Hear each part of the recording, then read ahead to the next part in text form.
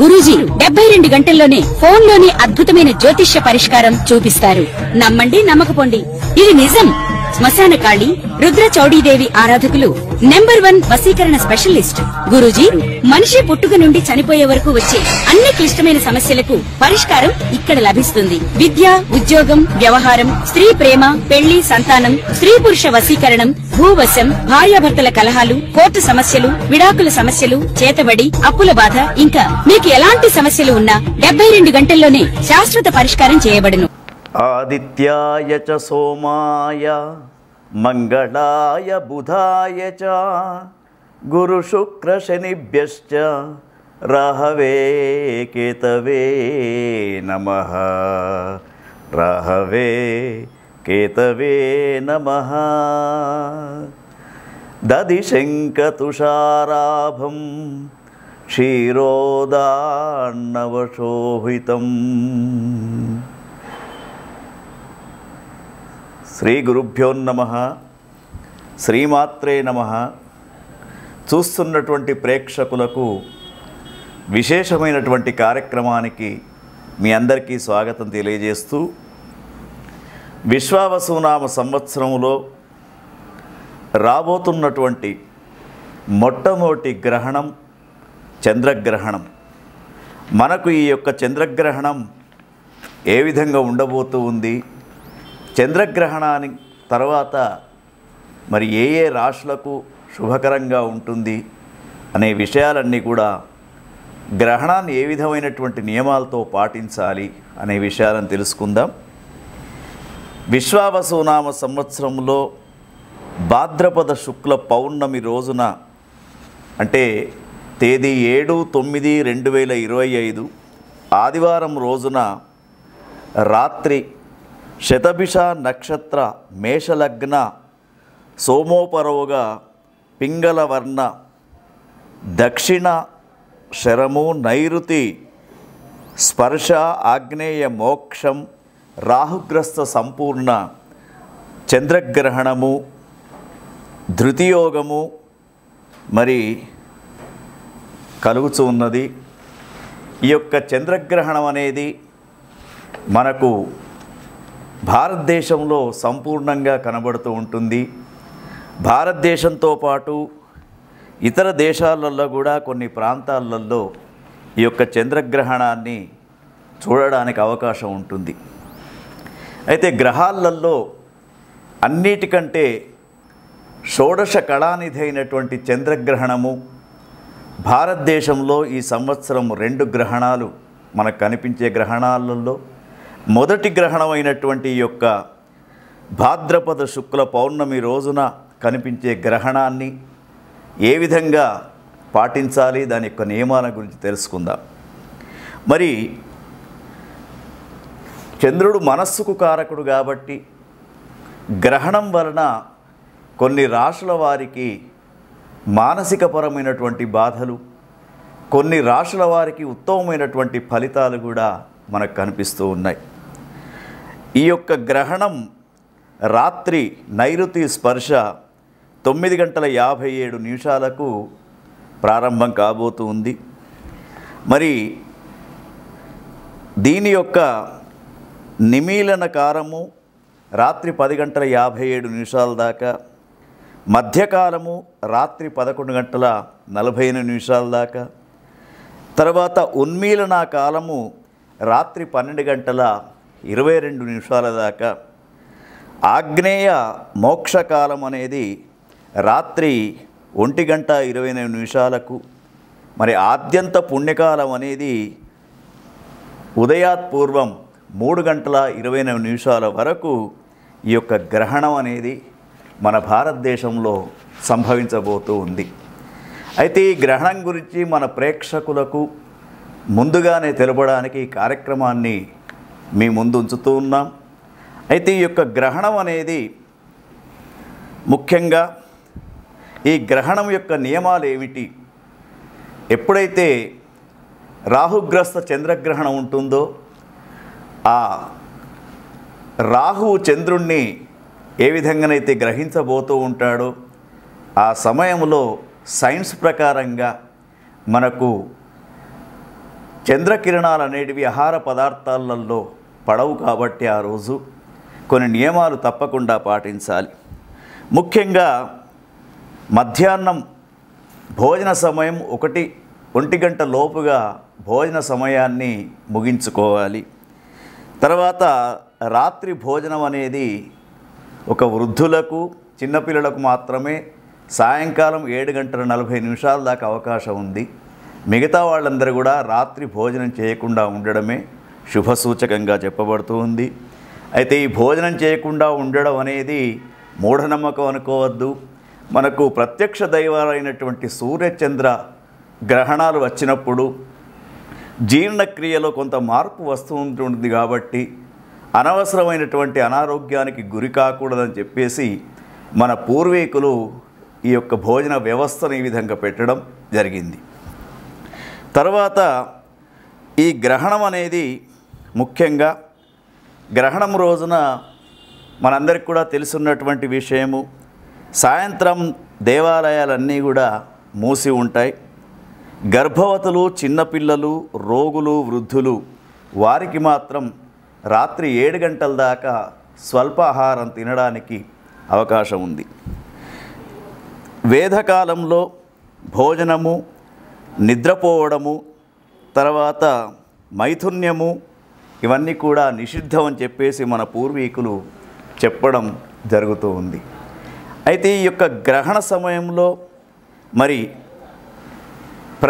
ఎవరికైతే ఒక 4 రాశుల వారికి ఉత్తమ ఫలితం, 4 రాశుల వారికి మధ్యమ ఫలితం, 4 రాశుల వారికి అధమ ఫలితం అనేది చెప్పబడుతూ ఉంది పంచాంగ శాస్త్రంలో.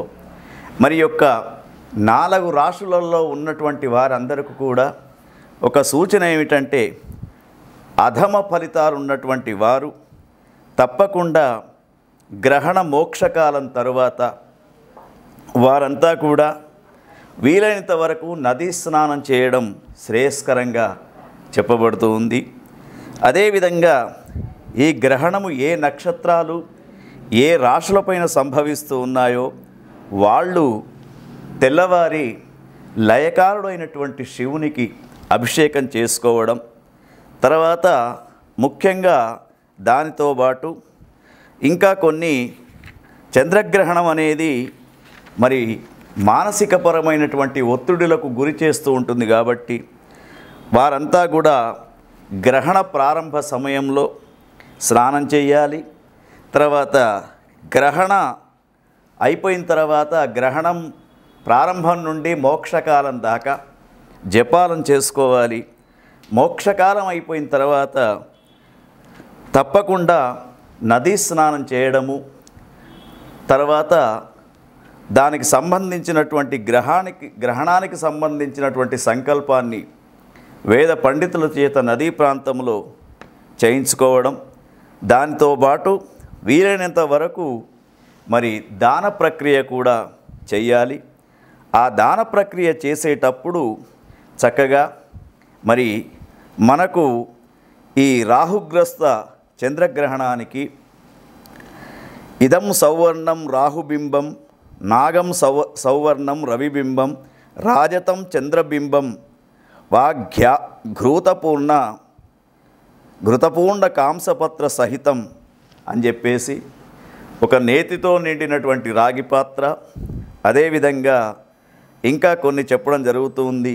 నాగ ప్రతిమ, తర్వాత చంద్ర ప్రతిమను కూడా ఒక వేద పండితునికి దానం చేస్తూ ఈ గ్రహణము మానసికపరమైనటువంటి బాధలు రాకుండా చూడమని చెప్పేసి ఆ యొక్క భగవంతునికి నమస్కారం చేస్తూ తమోమయ మహాభీమ సోమ సూర్య విమర్దన హేమతార ప్రధానేన మమ శాంతి ప్రదోభవ అని చెప్పేసి మమ శాంతి ప్రదోభవ అని చెప్పేసి విధంతుద నమస్తుభ్యం సిమ్మికానంద ఆచ్యుత దానే నానేన నాగస్య రక్షమాం వేదజాం భయాత్ అని చెప్పేసి మరి యొక్క గ్రహణం వల్ల ఎటువంటి బాధలు రాకుండా ఉండడానికి దాన ప్రక్రియ అనేది చేయాలి.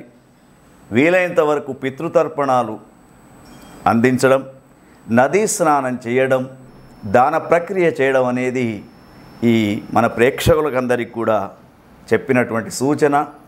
ఇంకా మీకు ఈ గ్రహణం గురించి కానివ్వండి, మీ రాశులలో చంద్రుని యొక్క అంశ గురించి కానీ తెలుసుకోవాలంటే కింద కనబడుతున్నటువంటి నెంబరుకు ఫోన్ చేసి వ్యక్తిగతంగా కూడా మీరు సంప్రదించవచ్చు.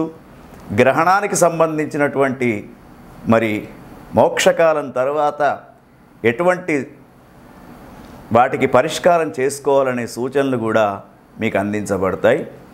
ఓం తత్సత్. దదిశంకతుషారాభం క్షీరోదార్ణవ సంభమం నమామి శశినం సోమం శంభోర్కుటభూషణం. చూస్తున్నటువంటి ప్రేక్షకులకు రాబోతున్నటువంటి చంద్రగ్రహణం సెప్టెంబర్ 7వ తేదీన 2వ రాశి అయినటువంటి వృషభ రాశి వారికి ఏ విధంగా ఉండబోతుంది అనే విషయాన్ని గమనించినప్పుడు, వృషభ రాశి వారికి మరి చంద్రుడు 10వ స్థానంలో ఉంటాడు గ్రహణం సంభవించే రోజున. మరి వీరి యొక్క విశ్వావసునామ సంవత్సరంలో వీరి యొక్క జాతక పరిశీలన చేసినప్పుడు వీరికి చక్కని అనుకూలమైనటువంటి వాతావరణం కనబడుతూ ఉంది.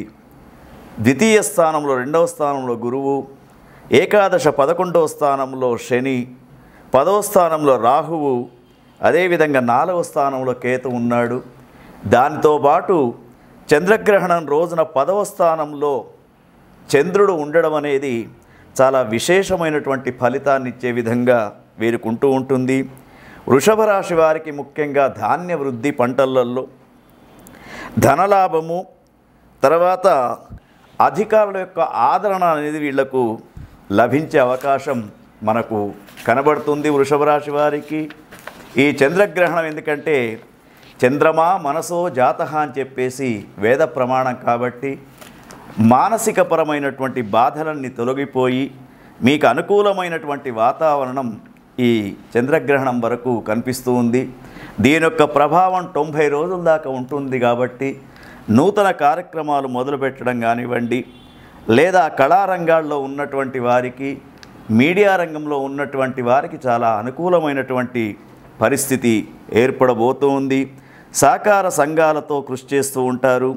తర్వాత ముఖ్యంగా వీరికి వస్త్ర ఆభరణ ప్రాప్తి అనేది జరిగే అవకాశం మనకు ఈ యొక్క చంద్రగ్రహణంతో వృషభ రాశి వారికి సంభవించబోతూ ఉంది. మరి చంద్రుడు 10వ స్థానంలో ఉన్నప్పుడు ఎటువంటి లాభాన్ని చేస్తాడనే ప్రశ్న వేసుకున్నప్పుడు అభీష్ట సిద్ధి కలుగుతూ ఉంటుంది. అభీష్ట సిద్ధి అంటే మన మనస్సులో ఉండే కోరిక ఫలిస్తూ ఉంటుంది. తర్వాత శుభకార్యాలు గృహాలలో మీ పిల్లలకు శుభకార్యాలు చేసే అవకాశం, లేదా మీరు స్వయంగా గృహాలు కొనుక్కొని గృహప్రవేశాలు చేసే అవకాశం కూడా ఈ 3 మాసాలలో జరిగే విధంగా ఉంది. అయితే వీరికి ఒక సూచన ఏమిటంటే వ్యక్తిగతమైనటువంటి అభిప్రాయాలు కావాలంటే కింది నెంబర్కు వ్యక్తిగతంగా మీరు ఫోన్ చేయవచ్చు. తర్వాత వృషభ రాశి వారికి సూచన ఏమిటంటే గ్రహణం రోజున వీరు తప్పకుండా వీలైతే నదీ స్నానం చేసి గ్రహణ దానం కూడా చేసుకోండి, మీకు అనుకూలంగా ఉంటూ ఉంటుంది. ఓం తత్సత్.